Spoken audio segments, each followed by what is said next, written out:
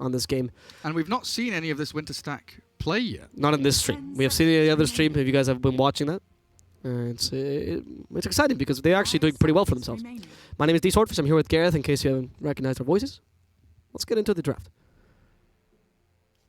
Oracle and Wraith King for TNC Predator. And you know, when I first read this name, I can't keep not reading it. I keep reading Power of MSG. like you know, the power of monosodium glutamate. It is a very tasty additive. Umami. Exactly. Yeah. I do like that flavor. Anyway, Power of MYSG. Doom and Grimstroke to start off. So the Grimstroke actually not so common anymore. It's not second pick material for sure, but the Doom is, and you get a really strong lane. And the Wraith King Oracle, so the Wraith King never ever dies. Yeah. So I mean, we start with Enigma Drow band, Nyx gone, Deucer gone, Prophet, Sand King banned. So first pick Doom. Oracle Wraith King is the response. Wraith King doesn't care about being doomed, one of the few carries that don't care. Oracle, that ever-present saving hero, and Grimstroke, of course, the double doom with a soulbind, always super nice. I do agree with you. He's kind of fallen off in terms of, I guess, a hierarchy in pick priority, the Grimstroke, unless you're an OG who just love playing Grimstroke with Jirax. But I think in Southeast Asia, they do love this combo. They do. It's just Grimstroke, particularly against Oracle, not the best of heroes, right? Because you dispel some of the stuns. They're not direct, so you can obviously predict that and charge the orb preemptively. Yes, the silence is annoying, but now more heroes can deal with it, and it's not as oppressive because the Grimstroke leveling is very awkward. You want to get level 3 Ghost, but you also want to get Stroke of Fate max as soon as possible, and you also want to get points in Inkswell so you can actually stun people. So you want to be a support at level 12 immediately, or level 15 immediately. And how do you do that? Not possible. You even have a really good gold talent, so you have to get that one as well. And of course, you need your soulbind. So why are you playing support? So many levels. So many levels. I actually love though the draft for TNC. It's already starting really well. People underestimate how strong Oracle and Wraith King is because Wraith King heals right with his crits, so you actually get the extra healing a lot. It's doubled in the False Promise. With the Earthshaker, you now have a super aggressive and very strong lane as well. Double stun plus the Oracle damage. What else do you need? I mean, nothing. Yeah, I think these 3 guys just versus 5 heroes, and that's all you need. Yeah, I mean the 3 picks of what do we call these guys for short? Pow. Miscow. I would like to call him Power of MSG, but I know we can't say that. How do you shorten their name? Miscow? Miscow? Pamescow. Pow Pamescow. Pow Miscow. Like, come on, guys. Give us something that we can shorten. I'm just going to keep calling it the winter stack, honestly. It's easier for my brain. How about Southeast Asia Pride? Nah. This Southeast Asian Pride team, the 3 heroes that they've got, super powerful combo into the Soulbind, but very often what we see when we have this kind of trio picked up is you become reliant on that combo. If you don't get it off in a team fight, if it's not perfectly executed, you feel like you are missing out a massive element from your draft and from your execution when you come into these team fights. Whereas TNC Predator, there isn't that required interlinking, right? There isn't the necessity for chain stuns. There isn't the necessity for that perfect, timing with your abilities to kind of launch into the combo. They've got great ways to play around and toy with these reasonably squishy heroes. Grimstroke, Lina, susceptible to getting jumped on. Earthshaker with Blink Echo. Batrider with a lasso. Both very good at dragging Lina into danger, and she is incredibly squishy. I've not been a fan of Lina in this mid position for quite a while. I loved Jab's Jab's playing at position 4 earlier was glorious, but that was a very specific situation in which they had the mind games and they had to shift away from the TA matchup.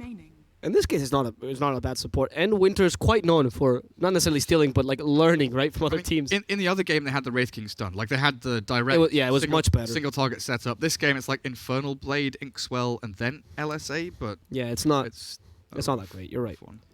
So right now, they need a carry that deals with Batrider. Juggernaut, Lifestealer, Phantom Lance was the other one that was actually banned along with a Naga. The Lifestealer against Wraith King, pretty nice. Yep.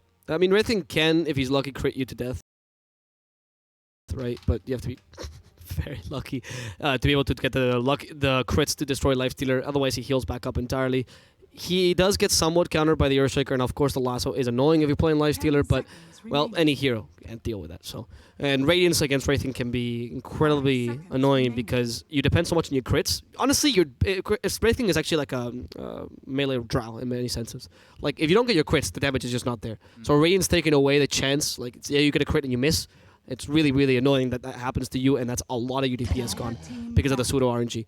So, the Lifestealer, I like the pickup. I would like to see a vehicle for him. I know that's not so common anymore, but I think it would be really good at getting kills in Oracle, especially in Batrider. They're relatively squishy and easy to kill by Lifestealer, especially Oracle. He has to dispel the open wounds on himself. All he needs is one more stun. They do lack a bit of stuns. I wouldn't mind seeing a way to deal with the Wraith King that's not killing him, because obviously that's not going to happen. 10 seconds remaining. God, what do they pick now? What? Like if MSG, yeah. 5 seconds remaining. I mean, if it is a POS 5, they are kind of limited to things like Winter Wyvern, I feel, is maybe one of their best options, but even that doesn't seem great. If they do shift Alina into support, she doesn't have a setup stun. She's playing off the back of something like the Open Wounds or the Infernal Blade. Okay, Morphling, interesting. I feel like I just don't like the way this draft has gone for them. For power of for Winter Stack. Pascal. Venge is pretty good. If they go support Venge here, minus armor, very handy against Bat, against Wraith King, to swap up against the Oracle and the Batrider Lasso and False Promise. Double stun into the Soulbind and a decent lane partner with Lifestealer or Doom. And they could also tri-lane with Avenge Grimstroke +1 if need be. It gives them versatility in their lane setup, and it's always a real solid support hero. I don't mind Shadow Shaman either. You can trap the Wraith King in the wards, which is kind of annoying. You have the Hex and the Shackles to deal with them, and yes, they can close the gap, but if they're going for your Shadow Shaman, then you have a lot of ways to deal with them. And double Hex. I think he's too slow and squishy, like, as a hero. Like, as stats-wise as a hero. Right. He doesn't physically move fast enough. Would you want to go... Lesh is still in the pool, isn't he? Yeah. No, but you... No, I don't like the Lesh here. Even if you get the level Lightning Storm, it's just not that good. TNC Predators. I'm not a big fan of this pick, to be Minsan honest. kasi I think alam mo, Undying has been... It's just naiiwan not talaga that tayo good mag-isa. ever since the Tombstone nerf. Kahit malungkot Gives them man. laning presence. Again, Sure. The thing is with their draft, you know, we come back to the main point, the reliance on this Soulbind combo to buy time for the Lifestealer to get his item build going. So Undying creates that bit of a vacuum in, you know, the first 10 minutes of the game where you do get lane pressure potentially. You know, here, a Timber is quite legit for TNC, by the way, since you went Undying. I'm not against Doom Lina. Okay, yeah, I guess they do have too much damage. But you have so many strength heroes. Because right now TNC have one Doom target, and that's like the Oracle. You're not going to get the chance to Doom Earthshaker or Batrider really, because they're fog. They are fog heroes. And then right? you do give him a Doom target, okay? But what hero do you get that isn't susceptible to the Doom here? Because you need a mid laner. So what? Decay? Shadow Fiend. Shadow Fiend. You can. Well, you can Doom Shadow Fiend, but if he goes He for has like the Guardian Greaves Greaves, build and he's got Necromastery just to stand his ground and punch through as best he can. You go for the Pango and just Rolling Thunder in. If you tank the Doom, you walk out. What about Sniper? Okay, yeah, we actually didn't mention Razor, but Razor's actually pretty legitimate here. We've been forgetting Razor because we've seen it once. Like, it's been banned maybe twice out of the, 10 games we've cast. Picked once or twice, maybe. It's been left out and ignored the majority of this group stage, honestly. We've mentioned it like a million times, like, oh, look, they've got a Lifestealer. The Razor's still in the pool. And then you say that like 3 times in a row and you think it didn't happen 3 times, so we'll stop mentioning it. But this time the Razor's a really good pickup, though. We're talking about someone that's not really susceptible to the Doom. That's Razor, for sure. You don't really care if you get doomed, as long as you static link before that. The Grimstroke is an easy kill for the Razor. Lina does... I mean, I don't know if you win the lane. I think the lane's relatively even between Lina and Razor. Depends a lot on positioning and how much damage you can get Dragon Slaves out of. Meanwhile, Razor against Lifestealer, as you mentioned, is super, super powerful. And Razor is an edgy carry, so you do get a bit of attack speed to deal with an Undying Tombstone. So it's a bit of everything. The combo as well, Razor's one of those agility heroes that also builds, in general, HP, or can build HP, or likes Lots to build of tanky. stats. Yeah, exactly. But in general, he's a hero that he has a really good strength gain, actually. One of the best ones, except for Arcor, and I think it's Venge or Bloodseeker that are close to him in terms of strength. So you actually do tank up quite a lot, which means Lina Laguna Blade on Razor, not the best thing, right? If you get a double Doom here and your Doom targets are what, Oracle and Razor, that's not going to be with a Grimstroke Ultimate. If they're near each other enough for the Soulbind to work, that's because you're misplaying there. Razor's always going to be the one leading the charge, and together with Wraith King. Yeah, for this Dire team, it's very much going to be take what you can get in the first 20 minutes. Buy time for the Lifestealer. Try it. So the main thing team fight wise and overall game sense wise is Soulbind and Doom and Laguna Blade need to land. They need to get kills in the first 20 minutes and rack up kills on that Lina, because Lina's item progression, it is one of the most difficult to synchronize with the rest of your team. Because if you get ever so slightly delayed, you lose out on timings with her kill power around Laguna Blade. You know, if your Yules gets delayed, or your Shadow Blade, or your Ether Lens, whatever your primary item is, gets delayed by a minute or two. Yeah, I mean, that's the thing. We saw Moon do that. No, I don't think it's the build. No. Please, like, please. but the reasoning he... Yeah, well, 1 second, guys. I would love to discuss the game with you, but... No. It's okay.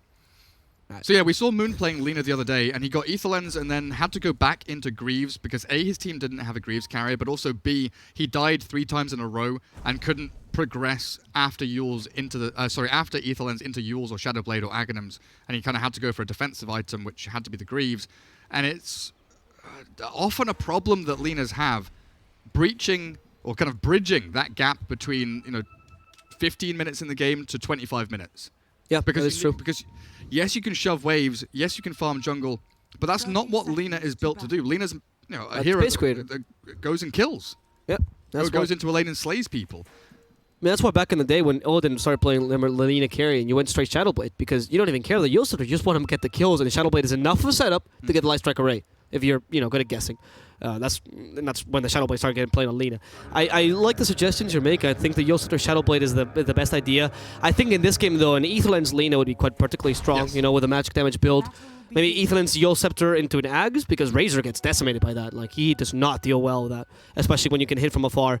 And you also evade the potential Earthshaker initiation, which we're discussing about a lot. There's no way Batrider or Earthshaker is getting close to an Ether Lens Lina with a cast range down. She just hits from so far away. And I want them to commit completely to the magic damage build. No this half-ass thing where halfway through you go for the Fire Soul. I want to see the 6-second Dragon Slave cooldown, the 14% spell amplification. Yeah. I love that hero. Go all in on it. Man, when I first saw that build, I was so chuffed. Top lane looks like a tri-lane from TNC. Catching out the Undying. Winter not able to stamp his mark on this lane along with the Doom just yet. So what does that mean? Bottom lane is the Grimstroke and the Lifestealer against the Batrider in a 2v1. But top lane, actually, Fisher block into Wraithfire Blast. They're chasing Velo. Devour level 1, he's got a decent amount of HP regen with a Tango going, 13.2 per second. And Winter will keep them at bay for now. Thank God there's a Winter here, actually. I think you can actually... Not a Winter, sorry, no, I'm dying.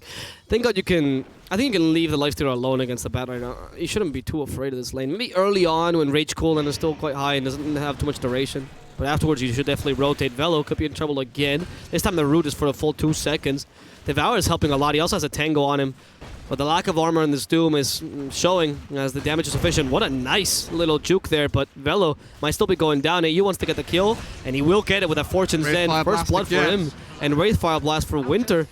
Unfortunately, though, going against an Undying is a bit more difficult because of that decay. Punching away at AU. Does have to be wary of Tim's here with a stick charge and the clarity going. Fisher will be back up in a matter of seconds. Cancels the clarity with a decay. Fortune's End there onto the Undying. And Tim's with this enchant into Fisher does have a big right click to throw in, but Winter's tanky. He's got a Mango and another decay. One more hit. Decay is there onto 2 of them, I believe. The Fortune's End will finish him off. You know something I think that they really should... They're so powerful in Oracle. Actually, no. Wait till they kill Velo first. Devour for the extra healing. Now they actually rotate Grimstroke. They need to leave the Lifestealer alone. Tim's could be in trouble. He's going to go down to that tower. But Doom is in the middle of Hellfire, and Cuckoo will get that kill. The tower might finish off Cuckoo. He's at the Fairy Fire. He goes down at the right exact position to start healing him up, but a nice snipe by Poloson, who ensures that Cuckoo will pay for his sins. Wait, hang on. Cuckoo dropped a tree there, right? Am I making this up? No, he dropped... No, I think he broke a tree as he was going down. I don't think he dropped a tree. I'm not entirely sure, actually. Okay. I thought I saw him like place a branch and kill it with Firefly so he couldn't tango it. If he was able to tango it, that would have been nice. I'm not sure. To maybe keep him alive. To me, what it seemed like is that he was going down as he was going over a tree, so then the tree destroyed. Oh, no, it was in between the tier 1 and the trees. Like. Yeah, exactly. Anyway, what I was talking about earlier is our Fortune's End, 120 damage without any charging, by the way, because you don't need to charge the damage. That's absurd. That's why Oracle is so strong. Like, everyone talks about Purifying Flames. Yeah, it is good. But at level 1, you have a nuke that's 120 damage on a 15-second cooldown with a root and a Dispel added to it, please. Mid lane, Fisher, does it block? Looks like there's a gap. Nothing to say. Holds the ramp. Turns to fight into Armel as well with a... Can he get it? LSA there, he's just punching away at this Razor. Just punching away at this Razor. Turns to fight the Fairy Fire there. The balance back, though, as Tims will claim that kill. Wow. That was really surprising by nothing to say. I didn't think he could get that kill on the Razor, but he stood his ground, and I think that was the best play anyway, because otherwise Razor could just chase him and kill him. So, also, he gets the experience out of that kill. You don't care that Tims is getting a bit of experience and gold there. Nothing to say is much happier with winning the mid lane matchup. I think that's overall a pretty good play, especially because he now goes back to base, gets full mana, and mana is so much more relevant on Lina than Razor. I mean, you want a static link, but Lina has to spam that Dragon Slave. Feels decent for Lina for sure. Is that a variation of the feels good? It's like, yeah, okay. Feels decent. Feels all right, man. Well, Pascal is doing a good job in these lanes for now. Like, they're not losing the mid lane, which is important against a Razor. The Lina might have her impact. She did go for a double no talisman, now straight into bottle. And the Lifestealer is lasting quite well, staying very close to the Wraith King. Okay, Miss Oracle. Interesting. AU does as much damage as he can. Velo chasing after him with a Scorched Earth. 2 points of Scorched Earth already. It's quite fast. AU might be... He's quite fast as well. This Oracle, Jesus Christ, he's just hovering away. He's got 4 sticks as well. Unlikely. They both have boots, but even with a Scorched Earth... It does give Mo its movement speed. Okay, what... How is this Oracle such a speedy? I guess Doom is just very slow now, ever since the nerfs to his movement speed. It's the sad state of affairs. I mean, it's not. He gets picked every game, right? Uncharacteristic miss out on that Fisher from Tims. It was. Bounty rune spawning as Tims goes to grab one under the nose of Velo. Double top for MYSG+AU. MYSG+AU. That's what they contract their name to. I like Pal Mescal though. I was really enjoying the... It's just stuck with me. It's better than Power of MSG, so I'll take that. Pow! Yeah, Pal Mescal. Sounds like the Batman, the old school Batman noises. Yeah, exactly. Pow! Mescal! Mescal! Oh dear, we are morons. They're trying to kill his Doom and set up for him again, but I don't see how they kill Velo with that. Bonus armor from the Wild Wing now under that tier 1. 6 armor for the Doom. Even with AU and Tims here, it's a difficult kill to grab, but they've got Skelly Bros coming through with the catapult wave. So they aim to pressure the tower and not necessarily find the grab onto Velo. Stroke of Fate, good amount of damage through the skeletons like you were mentioning earlier. Uncontrollable Skellies means easy setup for that big nuke on Pelosin as they TP down the Undying now. Doom walks into the middle of them all, devours the catapult, moves forward with the Inkswell. He's not speedy enough to catch the 4 heroes of MYSG+AU down into that bottom lane. Does open up the map for the Razor and the Bat Rider, but it alleviates the pressure on that tier 1. So as soon as that tower dies, TNC shift up top and they pressure the Lifestealer, which is a problem. Lina wasn't quite able to take advantage of that Arcane Rune. She was going down there trying to get some kills using Laguna play with Arcane Rune. Unfortunately, not the case.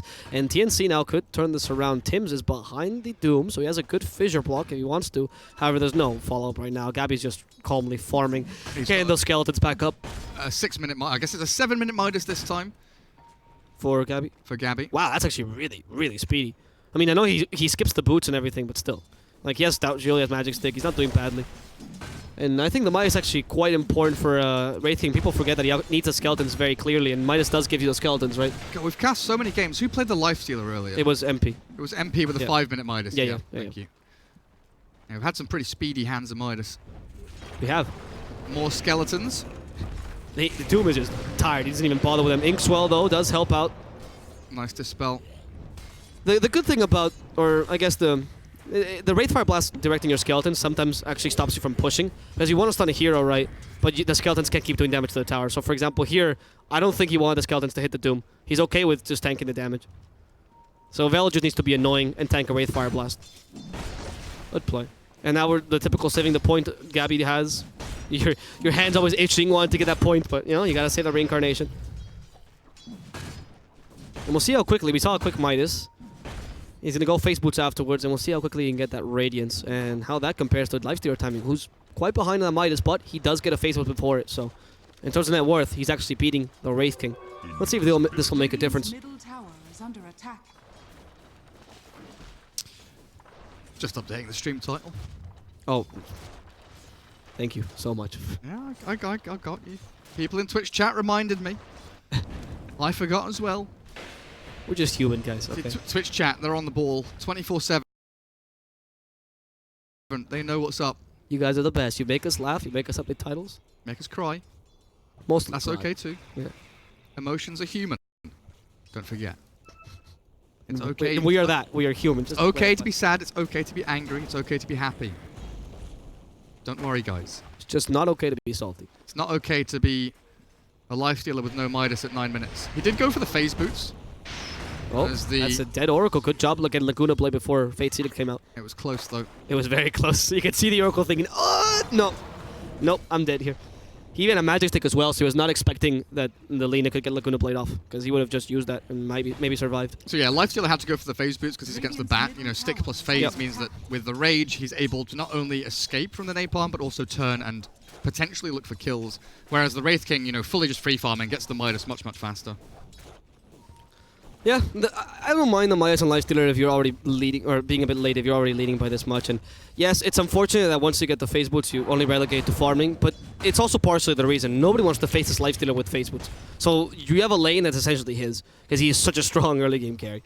So you have to let him go. He has a Midas now. It's not the bad timing anyway. And Gabby down bottom, finally maxing that Mortal Strike, which means max Skellies. Crit's nice as well, but it's really the max Skellies that you care about. It really is. Where are they playing into now? TP mid. Yeah, defending Velo as he did get gone on a little bit by Armel and AU. Tier 1 will take a bit of a... Oh, no, maybe not. No damage. Okay, he drags the creep wave back very nicely. I love that he can't last it because of the Razor. A big static link. Using the Sato Blaster CS feels good, man. So what's what's the build on Armel? This is the ideal build. This is the I've had an easy lane build and I can win. Which you go 2-point static link so you can deal some damage or annoy in the lane and in the mid game, and then you have the unstable current. He does not winning net worth though, with Lina dominating in terms of last hits, probably because she went jungle a lot. She has actually started rotating properly. Which Razor has a bit more difficulty. He needs that level 10. That 15 agility bonus is such a huge advantage for a Razor. So once you get the level 10, you can actually push towers. You can actually fight with that static link, you know, being your main source of damage. But until then, you're gonna have to be relegated to a bit of a lane dominator. Gabby being hounded by Poloson's Grimstroke back in that jungle. No, sorry, that's not Gabby. Does get forced away. And they pressure that bottom tier 1. Lina Lifestealer closing in on level 10s themselves, and Is also that the- TPing top to defend. That's the taunt on the Wraith King, yeah. Jesus Christ.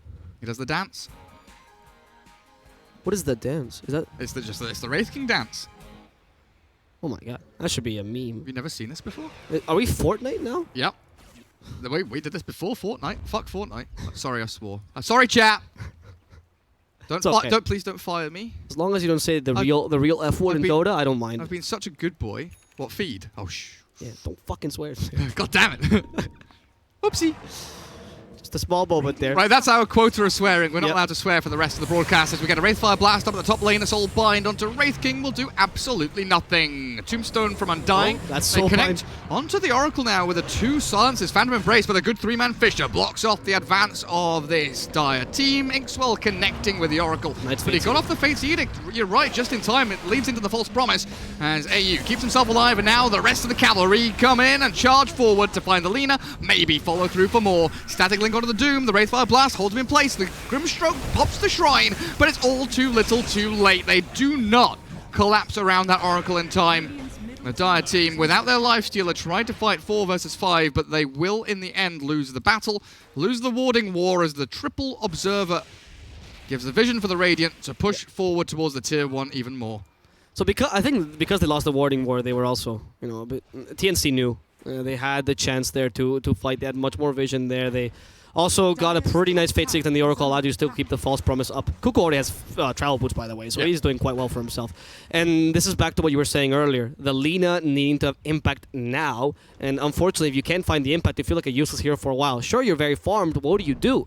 You know, you're supposed to create space for the Lifestealer, but you can't really fight 4 versus 5 because Wraith King is already online. He might not deal the most damage, but his Skellies are enough right now to be impactful here. And the map just keeps getting smaller and smaller here for the Dire team. You know, Lifestealer gets that bottom lane for free, but that's a gimme for the Dire team, especially with something like Rage and only Lasso being able to cancel out any kind of Rage TP.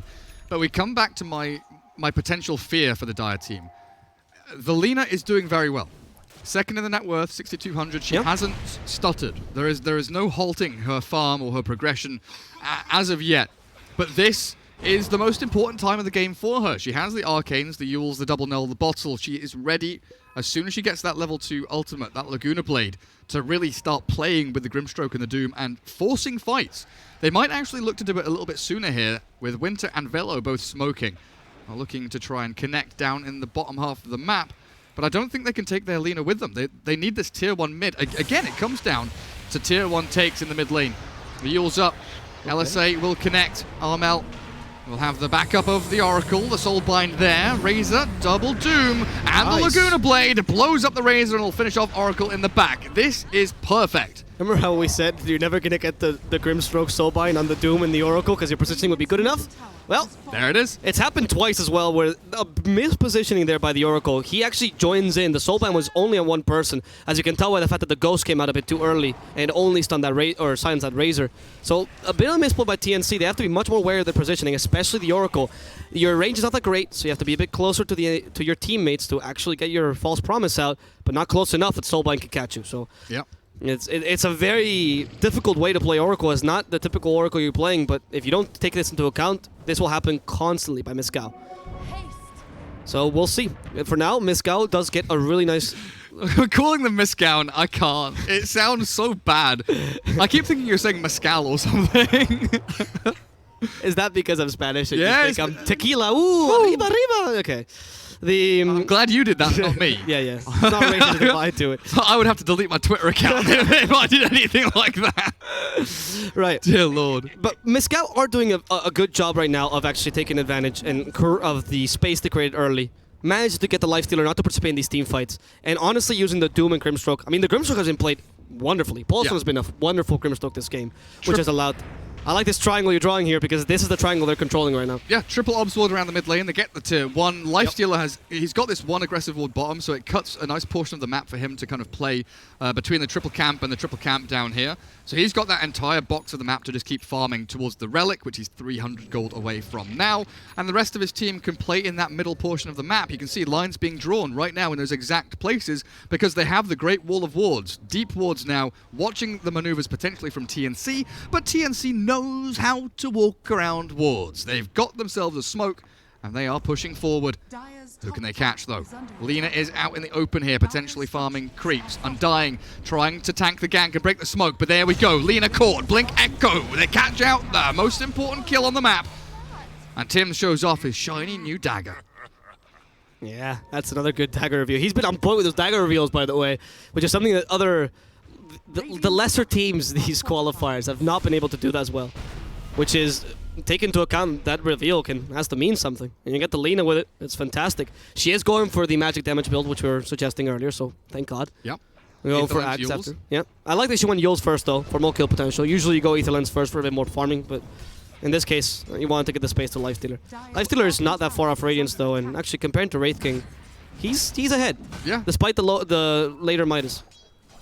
And they also have a Midas on the Doom being picked up now, so it looks like they are trying to scale into that later portion of the game. You know, not late game, per se, but definitely looking past 30 minutes.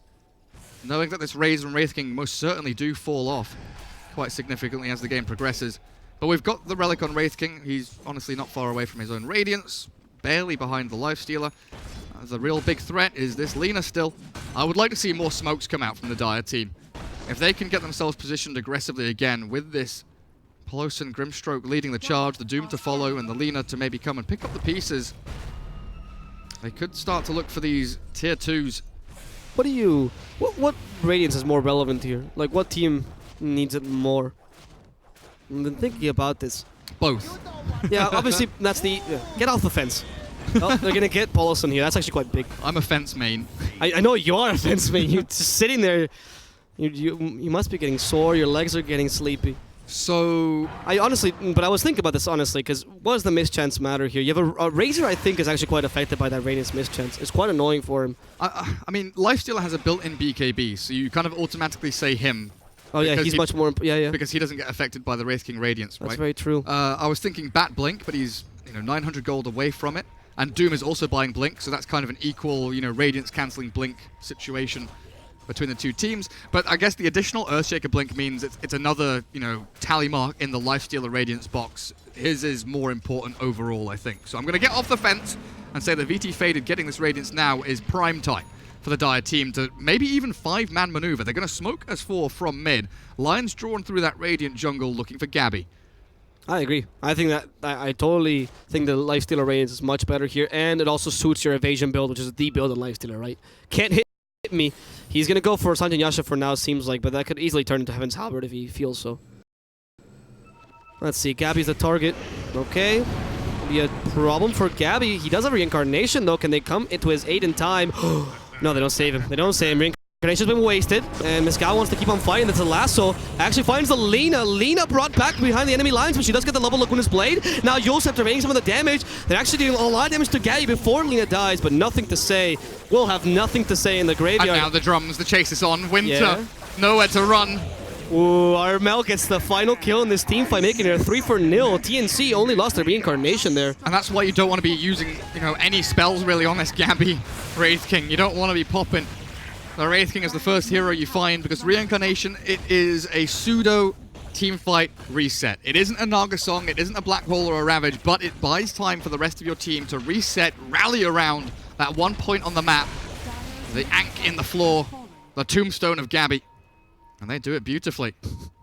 I'm not sure about that flag. I love... How do they get these flags? Like, my flag is just the hero flag, right? You get to a certain level and it turns into your profile picture. What a wonderful... I know they do this on purpose. Oh. Anyway, with that team fight, TNC manages to... We were talking about Radiance on Lifestealer being a bit more impactful, but if you get a team fight like that, that's wonderful. The Batter has been super impactful, and now Cuckoo's getting his Blink Dagger. Talking about the Tim's Blink Dagger reveal, let's see the Batter Blink Dagger reveal, how effective that can be. With the Trial Boots and the drums, it's super difficult to catch him, and you have nothing to actually cancel that Bad Rider lasso. We were talking about this in the last pick, they picked Undying. That's not going to help you. Doom? No. They have the Light Strike Array if you're a god and you can actually predict that properly. Yosefter, obviously, but that's it. And we see some of the struggles that Lina will be facing, right? Being dragged back, she's still incredibly squishy, doesn't have any real defensive tools outside of the self-Yules, which isn't particularly reliable when you still have... Yeah, we saw it in that team fight, right? It was okay, but it just delays the inevitable. Yeah, exactly. But she put herself in a good position, so she does have a couple of deaths in the tank that she can expend, get out of jail free cards, whatever you want to call them. It doesn't matter as much as maybe it could have, because her item progression has been so damn good, and swiftly moving in towards that Aghanim Scepter, looking pretty hot on this Lina still. Also, the fact that she's created so much space for the Lifestealer. He's got his Yasha done now. I honestly feel like he should be fighting more. They hit that Radiance timing pretty nicely, but they haven't grouped up as 5 yet. It looks like they will now. Doom has no Blink until... Oh yeah, he's got 60 gold until Blink. Oh, this timing is ever so slightly off. If Velo gets this Blink Dagger delivered in time to utilize his smoke, it could be perfect. Oh, sorry. Where are they smoking to? TNC hold ramps, hold high grounds. Yeah, they're waiting for that Blink Dagger. Look at that. They have to wait for it, I think. And you're going and they've for got a War bomb, Stomp. right? This is literally perfect. They have Blink War Stomp on Velo now. You can just walk in and use that Radiance for a bit as Lifestealer comes out. They just need to find someone. Unfortunately, the dewarding, or I guess fortunately for TNC, the dewarding and their safe lane has been on point. Look at all these sentries. You are not warding this place whatsoever. They are keeping that vision to themselves, and that's probably what's saving for the smoke gank, right? The lack of vision right now on MYSG+AU is clear. Yep. And they can't really do much against it. Like, if they're willing to, if the Oracle is willing to remain poor and just waste all his gold on sentries, then so be it. He has his urn. He's 6 slotted as far as an Oracle is concerned. But where are his obs and sentries? It's true. He needs those. I saw Tim's placing one earlier. That's not allowed. Tim's is meant to buy items, not Radiant's observers. bottom tower is under attack. Is this an Invis? Yeah, Invis Doom. With the life stealer still inside him. Dire's top tower is under attack. Is that the original Infest? Yeah, it was the original Infest. Oh, that's a yikes, actually. Yeah, you wasted a lot of time on this life stealer, but maybe this could still turn into a gank. Velo goes in. Oh, he misses. That's stun. Giga yikes. But you did force the BKB on the Razor. Silver lining. Still Still not yikes. good. Yeah, they lose the tower as well. And TNC get the full retreat. So all of that time really literally wasted by the Dire side. They don't get pressure on the bottom lane. They don't get pressure on the mid lane. And they don't get kills on the top lane. They get literally nothing.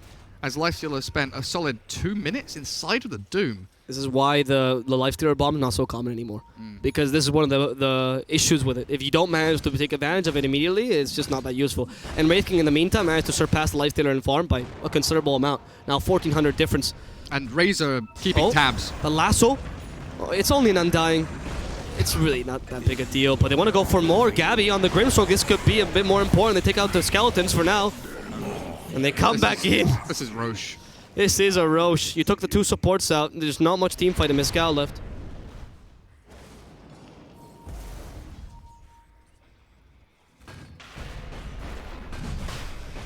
Okay. No contest. No way in. I mean, Aghanim Scepter is now here for the Lina, but again, going back to the draft, whenever you pick Grimstroke, Doom, and Lina, you really do predicate the entirety of your team fight and your pick-off on that multi-Soulbind, multi-Doom. I mean, she has Ag, so that multi-Laguna is going to be Yep. something else to witness. She also has a Life Striker 8 damage, so that's actually pretty big. Adds a lot of damage to that combo now with a Dragon Slave, Laguna Blade, and of course the Agon is making it pure damage. Ideally, once you get to level 20, you got all you really need as a Lina. And there's another Infest coming. This time it should be successful because they do know where the enemy team is to some degree, but they have to not miss that War Stomp. Velo, oh, no, okay. This is why you don't load a high ground smoke, because everything dancing revealed you. And again, are you really going to waste this time on the Lifestealer a second time? Oh, Winter. Oh, Winter wants to de-ward the obs, but Gabby says no. No. Protecting that vision. TNC has been doing a really good job, though, of playing the vision game. They have been protecting their vision quite heavily. They've been always fighting around the wards if possible. And letting Gabby be the main core in the game. Almost playing a 4-protect-1 with Gabby. Letting Razor be much more of a bit of utility here. Though I do like that Armel's not going with the Yule's build. He's going for full damage. Sanjay and Yasha BKB. You need that against Life. You can't rely just on the Wraith King crits. TNC playing very tight, playing small map, not split pushing, not shoving out waves, making sure they kind of just platform off of this shrine, push out the mid and the top lane, allowing bottom to potentially reach the tier 2. Batrider will go and remedy that. No problem whatsoever. So this now is the time to strike. The Dire have set up bottom lane to push into tier 2. The Doom can TP to either of the Dire shrines, but I really need to see this Dire team push mid-wave immediately and snap smoke towards the northern Radiant Shrine as quickly as possible. As soon as they see that Batrider showing and Firefly down, they need to make a move, but they're being too slow. They're moving bottom, which I think is a mistake here. Bat is never going to show himself long enough to be picked off. They're playing up this. They just want to take the tower. Yeah, they want to take the tower, but well, TNC want to contest this. They could come from behind if they see too many heroes here. For now, it's only Velo revealing himself. TNC has no vision in this area, and it is MYSG+AU who has this super important ward. They see any rotations. Maybe it's just the Roshan cake. Gabi is pinging it. This is the thing. You come down bottom, I love that the skeletons are confused. Like, oh, should we go here? Okay. You remove yourself from the Roche pit. You take a tier 2, yes, but you were too scared to commit for it. I think MYSG+AU here just way too tentative with committing to objectives. Either you commit for the tier 2 bot, or you commit for a smoke towards the Roche pit, or you commit for a gank near the shrine. Roshan still hasn't died in time. The tombstone just dropped, and Winter's in. But Gabby's the focus here in a drag back. They've got the Doom, the Soulbind onto 2, but the Laguna Blade brings them low with a double Doom there as well. It looks good. Razor gets his BKB off, but what damage can he do against this Lifestealer who chases him down and hunts him out? Gabby looking for the Lina now, but a quick Ink Swell will buy him time. And a great continuation of this fight by the Dire side. The trouble is they are playing into a Blink Echo still on Tim's, holding, waiting and biding his time as the first life of the Wraith King will be forfeited. A decent trade for the Dire team. Roshan still up and running, wondering why all these kids are playing on his lawn. And that was the initiation you were talking about earlier, right? You don't get the double Doom, which, but you do get the double Laguna Blade, which is all you needed, really, as we can see by the Aghanims being super strong. And now we get the third level Laguna Blade very close to getting that 850 pure damage. So in total, you have, what, 1700 damage in just one ability, right? With a relatively low cooldown. The Infestor actually stopped the initiation, so maybe Battler will think twice again from trying to lasso the Doom. It's a good target, but you never know if Lifestealer's inside of him. Yeah, I think you have to catch the Grim. Like, Grim or Lina. Like, Yeah, Lina, Grim or Lina. Lina is probably ideal target because... Yeah, it's very difficult, though. Because if you go for the Grim, wait. Lina can Yules up, right? It's true. Is Gabby not going to finish the ward? I don't know. Yes, yeah, he you will. will. Yeah. The skeletons are guarding him. The Tombstone's actually a great way to deal with the skeletons, but unfortunately, usually as Undying, before you used to just get level 15 and stop farming and no experience, but since Winter understands that he's never going to get to that level 20, which is his next relevant level, he's just like giving up. This is his game. He's going to need level 9 forever. Look, his difference between him and the Oracle is 3 whole levels. Yeah, it's... But how do you get levels of Undying if you are, you know, not honoring your name and dying all the time? This is why you don't pick Undying, you pick Abaddon. Exactly. Abaddon was actually available as well, wasn't Yeah. it? Cuckoo? Oh, was it last ban? No, I think it was last ban. You're right. It was the last ban. Because they were thinking the same as us. Yeah. The Roshan will fall to the Wraith King. And they go, though, with the Lifestealer Bomb. They try to kill Tim's first. The False Promise saving his life. And from behind, the Wraith King tries to attack the Lina. And the Echo Slam keeps her in place. Tim's still fighting thanks to that False Promise. Able to activate the BKB. He will pop, but who cares? He got the Lina with an Echo Slam. Armel finishing off the loot Doom. And, of course, Undying dying there as well. With Gabby taking him down. That is working wonders for TNC. What a play there by Tims. Again, a playmaker for this team. Very important False Promise. You don't get your perfect combo off as the Dire team, and you lose the team fight. Lifestealer, sure enough, is alive at the end of it, but he cannot stand his ground against Razor and the Wraith King, who absolutely are insufferable to deal with as that melee core. Nyx, who absolutely hates dealing with the Razor, who now holds an Aegis of the Immortal as well. So TNC will take the majority of this map as their own. Oh, if they catch... they know Rage is down. But Batrider has been spotted. There are 2 Observer Wards here, 1 Radiant, 1 Dire. So Lifestealer knows that Batrider knows. Nah, that's a bit of a tall order. I mean, if they catch Lifestealer there, that is real good for TNC. That's true. So he couldn't force that himself and grab him. Yeah. He had to use force that to cancel Lincoln's. Okay. That Lincoln's pickup is really good by the Lifestealer, by the way. Like, yes, there's a lot of ways to cancel it, mainly Purifying Flames being super easy. But Lina just Yules the bat to steal a bounty rune. I mean, it seems worth it. You're going for Lincoln's and Lina as well. Lincoln's is the way to go here. Unfortunately, there's a lot of ways to cancel on TNC, so it's not a be-all, end-all item. You have to go for your main core and then finally go for that Lincoln's. I like the idea of the Blink as well on Lina, because Blink does get the cast range talent and the cast range from the Ether Lens, right? So it's Blink forever. You can blink anywhere in the map. Basically teleportation. Why buy TP? You can buy Blink, Ether Lens, and cast range. It's just better. Velo. Nice Glimmer Cape there. Ooh, Pulson just styles all over Gabby. And Velo's forced to BKB TP, but Lasso will cancel that. Oh, that hurts so much. Your 10-second BKB wasted. Or maybe not. I mean, it was still wasted. And it will be completely wasted because your life will go same as your chances of using that 10-second BKB effectively.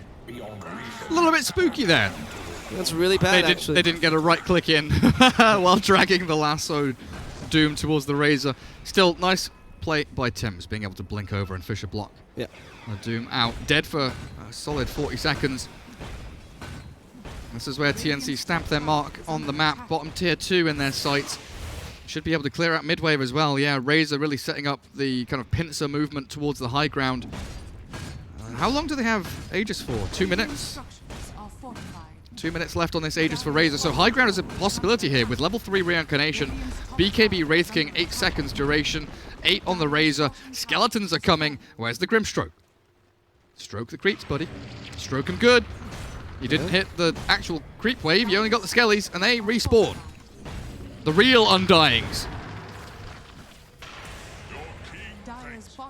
Well, we'll see. Yeah, I mean, the Skeletons, I think, in team fights have lasted longer than Winter, so I don't think that's wrong to say. Oh dear.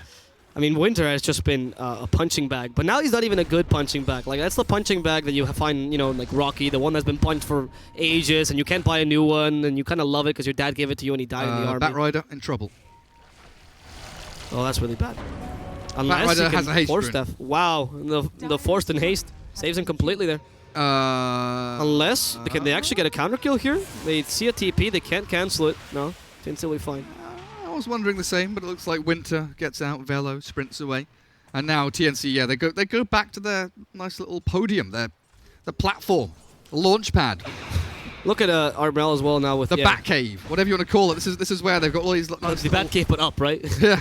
The bat the plateau. It's just this is penthouse. This is Scotland in a the Bat Hill. To the Bat Hill, Robin. Bat Hill. I like it. To the Bat Hill.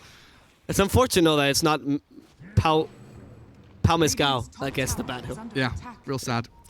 I was going to talk about the Razor because he's getting a Shivas as his next item, and I'm really liking that build. The kind of half utility, half damage Razor can still hurt the Lifestealer, but now with the Shivas has a bit more control, and obviously the extra armor is fantastic against Lifestealer in general. So TNC, they know what they're doing. And I really want MYSG+AU to come and play off of this ramp. Like the four most important places, like outside of, you know, like Fountain, Roshan, and High Ground, I guess, are these plateaus, right? The shrine areas where you can play off ramps. But more importantly, yeah, but this is much more of an important plateau. I would this one is this one and the Radiant side, this one here are the super important ones because yeah, this one. Because you can play into the double lanes. But if your Dire team and your opponents are on this shrine plateau with the double lane push potential, you kind of need to come out of your base and play from here. Because if you play from your base, you can't catch anyone. You can't make kills. You're just stuck in a rut, shoving waves, waiting for your opponents to either commit or get the hell out. Yep. Whereas if you come out of your base and you smoke towards this plateau on the left-hand side, you can actually make picks. You can make plays off the back of it. Yep. So I kind of want to see them smoke right now and just go and make a play. Sometimes you need to propose, right, even when you're behind, but it's so difficult to make the decision. TNC have preempted it. Oh, okay, TNC nice! Echo Slime catching the Doom and a Lifestealer, but unfortunately there's no follow-up, and they both activate BKB in time. Which means Tim's is gone. That initiation was for naught, but they do destroy the Tombstone in the process. Lifestealer's stranded. Now, absolutely stranded. His team left him behind, and without help, Lifestealer will die alone. 90 seconds without him. He does not have buyback. 1,000 gold away. This could mean at least one lane of racks. This is what separates like the excellent teams from the decent teams. The Dire team knew what they needed to do, but they did it 20 seconds late. Yep. So the entire process that I was explaining previously, TNC knew that was coming, they smoked and they preempted it. They got into a position where they cut them off to stop them getting to that plateau. Stop them getting to that ramp which they can hold and make picks and plays from. If MYSG+AU had done that move maybe 30 seconds earlier, they get there before TNC, they hold the ramps, and they get the initiation, they get the vision from the high ground, and they see the Filipinos coming. Unfortunately for them, TNC one step ahead. The Grandmasters now ready to push high ground. It was difficult to make that play when you're playing from behind, though. Like, there is that added pressure, right? It's not just that MYSG+AU. But sometimes you just have to do the do. You've got to make the move.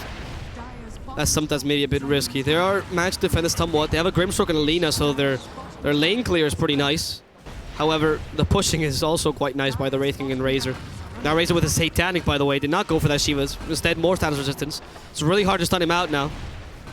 We see a Bat Rider that was trying to catch a surprise kill. There's a double Doom with Laguna Blade.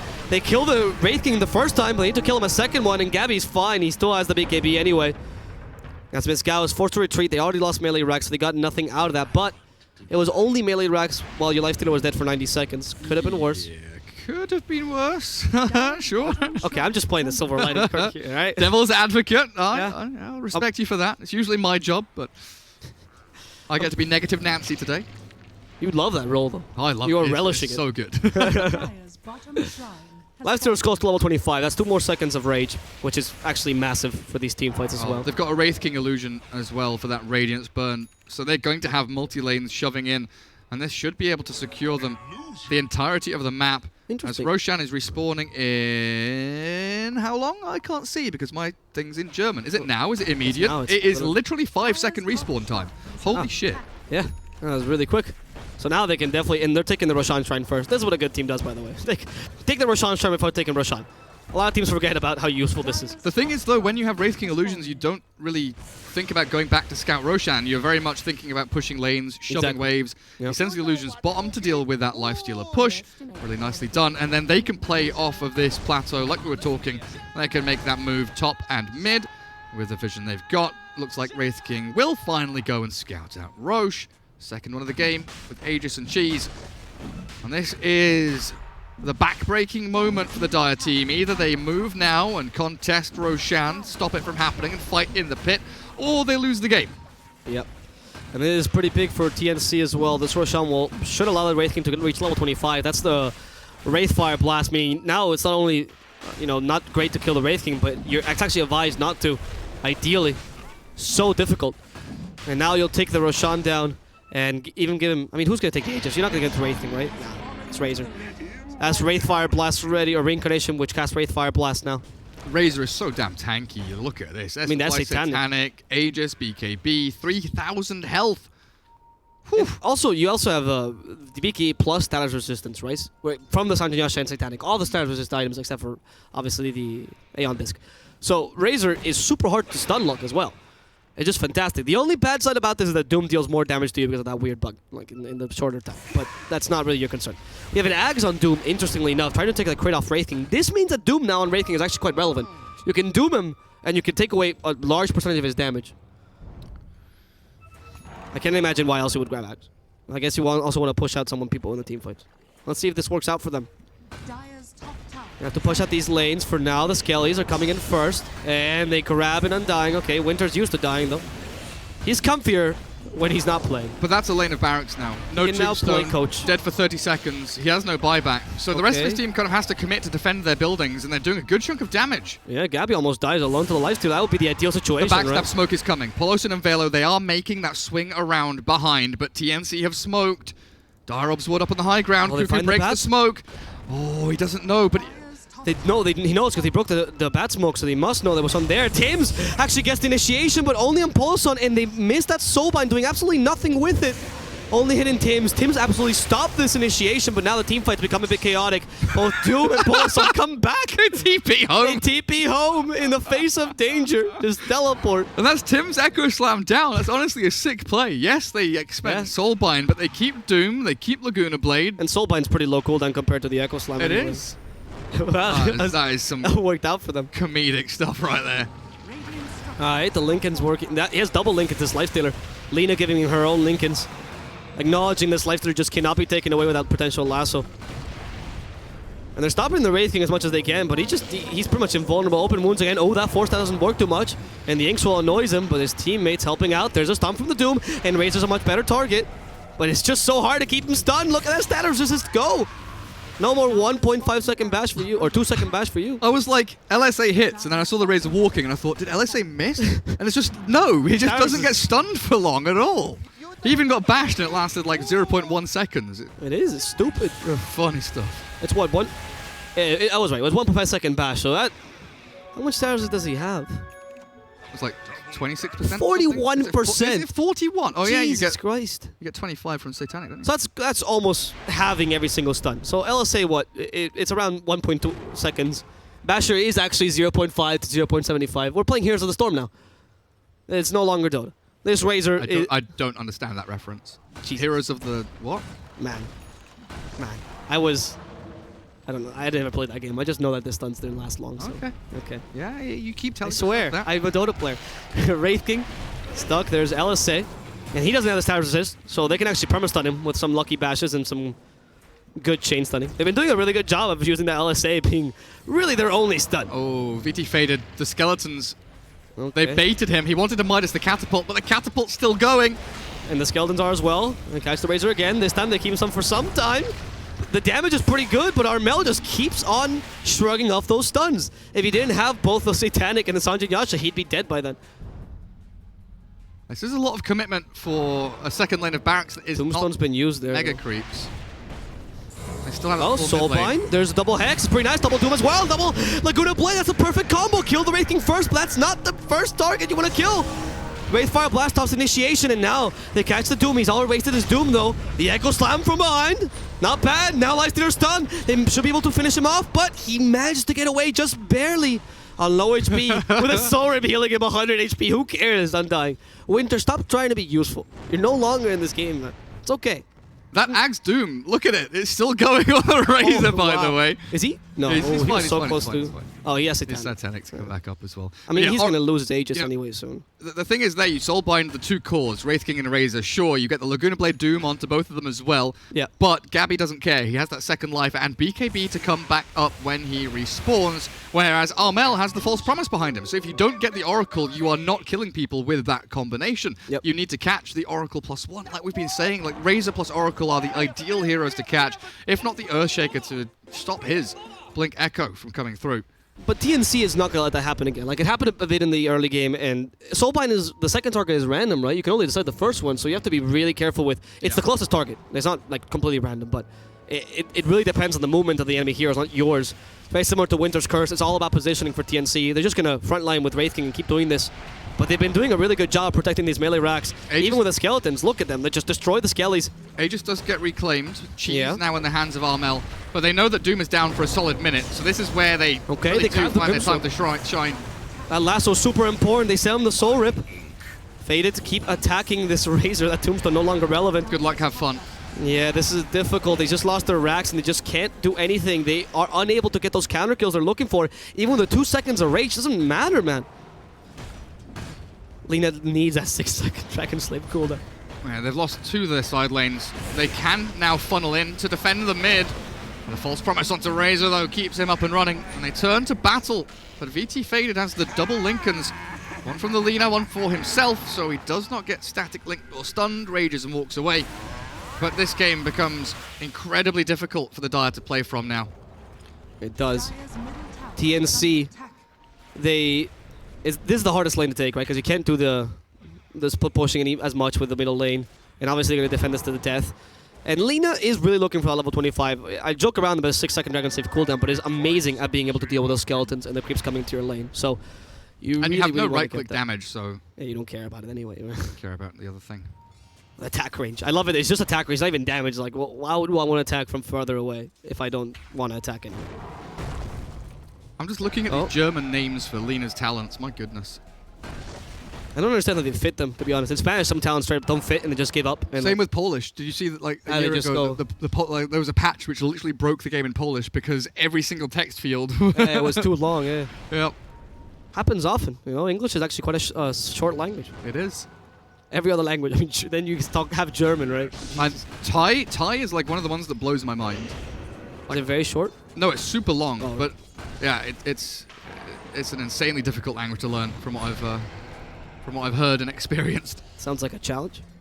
Good luck. I'm not going to do it. It just sounds like a challenge. Alright. Gabby's quite happy. Look at this constant dancing. It seems like a... Cuckoo wants in. Who's he gonna grab? Oh, that's a nice grab, actually, before the link comes up. Oh, wait, no, it was just an undying. Take it back. They get the double Doom, They get the double Laguna Blade as well. This time on battery, much more useful. and then what? Lifestealer hunting. Lifestealer wants to get the bat at least, but oh, he missed him. The night vision is actually playing against him here. Has the rage, tries to kill Tims, but Tims is playing with him. He's been guided to oblivion. This there's Lifestealer had zero impact there's in like the Doom. 4 fights happening here. Razor has been healed up by the Oracle, kept alive with a False Promise. And the Purifying Flames. Razor is going to the Doom is back gonna be into caught out. battle as Doom gets caught. That's bad. 80 seconds, but he has buyback this time. Let's go back to buybacks. Actually, now that I look at buybacks, Lifestealer doesn't have buyback, so VT Fate has to be very careful here.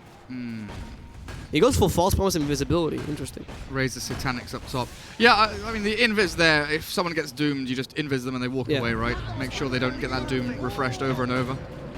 Yeah, I agree with it. I'm just saying. It's bringing back the old False Promise. Gabby, the target. There's the Infernal Blade, trying to deal as much damage as possible. He does have a second life here. Gabby, False Promise actually used it on him, so this might be the chance to actually kill some other cores. But instead they catch Velo with a beautiful lasso, which stops Velo and forces him into a dieback. MYSG+AU now in trouble, and TNC only steps away from getting to that Epicenter Major. Lifestealer man-fighting this Wraith King, but he's also man-fighting a whole team behind him. And Armel is showing him the power of lightning.